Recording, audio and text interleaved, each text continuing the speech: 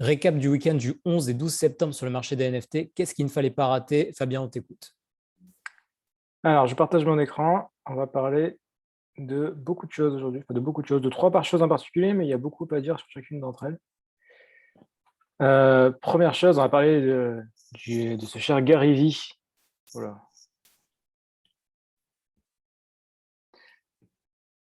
On va parler de Gary Vee et notamment de la VeeCon, parce que Gary Vee, qu'est-ce qu'il avait fait? Il avait sorti VeeFriends. Pour ceux qui s'en souviennent ou pour ceux qui ont vu notre vidéo, d'ailleurs, regardez notre vidéo sur VeeFriends. Excellente Vidéo vidéo. incroyable. Incroyable. Franchement, incroyable. Voilà, VeeFriends qui est là, avec les magnifiques dessins dégueulasses de chez Gary Vee.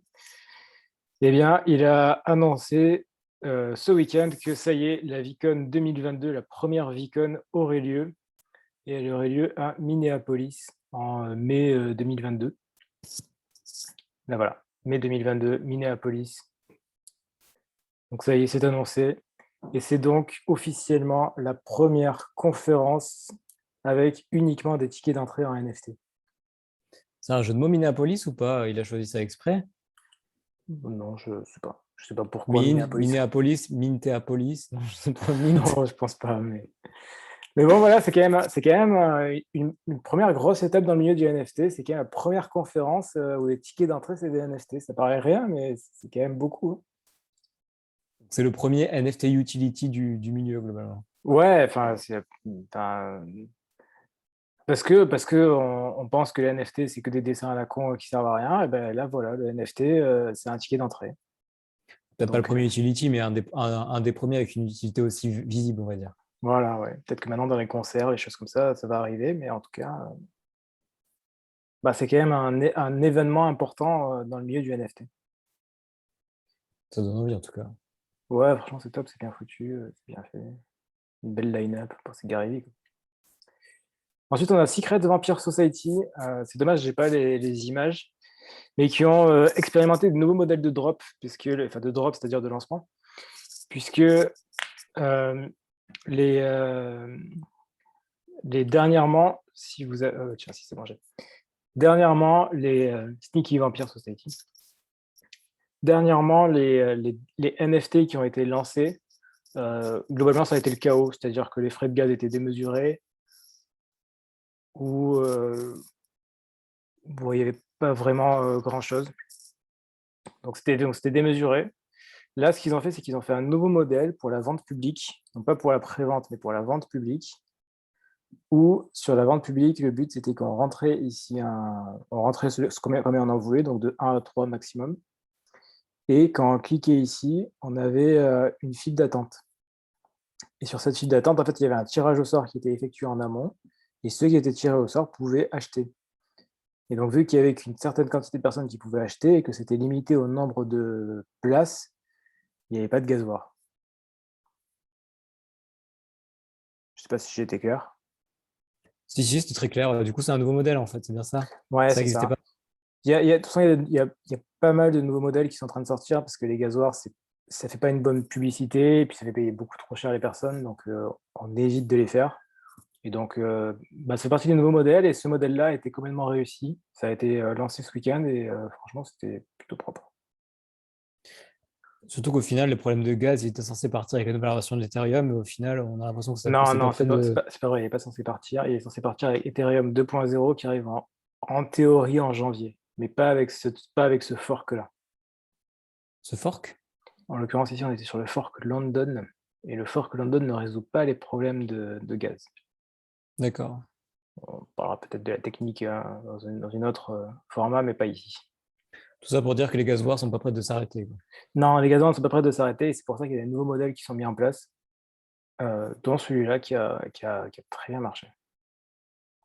Et qui a d'ailleurs un très beau 008 et qui a un très beau, parlons-en aussi, mais qui a un très beau floor aujourd'hui.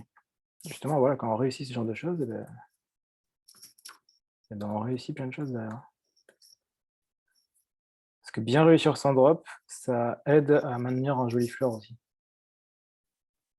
Voilà, floor à 0,88 sur un montant à 0,08, Ah, ça fait x10, 1000%, quoi. c'est beau, hein. Personnellement, j'ai voulu en acheter 3 et j'ai pas été tiré au sort. des choses qui arrivent. Mais bon, sinon ça aurait fait un beau, voilà, 0,88, franchement très, très beau. Voilà, donc réussir son drop, c'est important et ça permet de faire la magnifique transition avec le dernier de la journée du week-end, qui est les Moon Boys. Parce que ce week-end, c'était le lancement des Moon Pass. J'ai pas le... Bon, c'est pas grave, je vais mettre là. Qui était le lancement des Moon Pass. Donc, qu'est-ce que c'est les Moon Pass? Voilà, c'est ça. Donc, les Moon Pass, ce sont des petits NFT, comme d'habitude, qui ressemblent à ça. Ça charge. Hein. Voilà.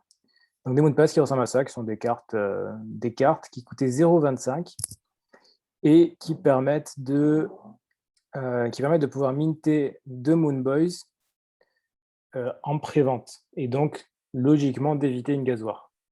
Donc c'est un autre modèle que le modèle de drop qu'on a vu précédemment, où là en fait on va acheter quelque chose en plus pour avoir l'opportunité de pouvoir acheter des NFT qu'on veut.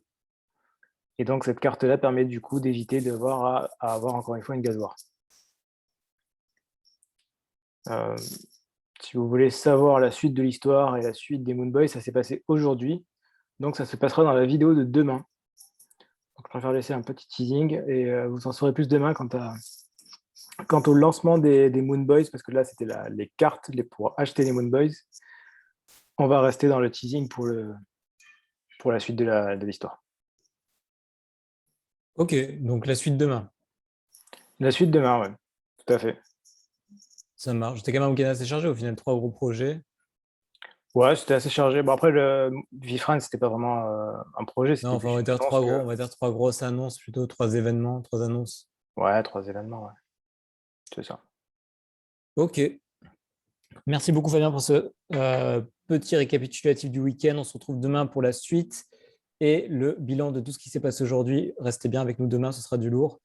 Mettez-nous un petit pouce bleu en bas de la vidéo, portez-vous bien et à la prochaine. À la prochaine, ciao.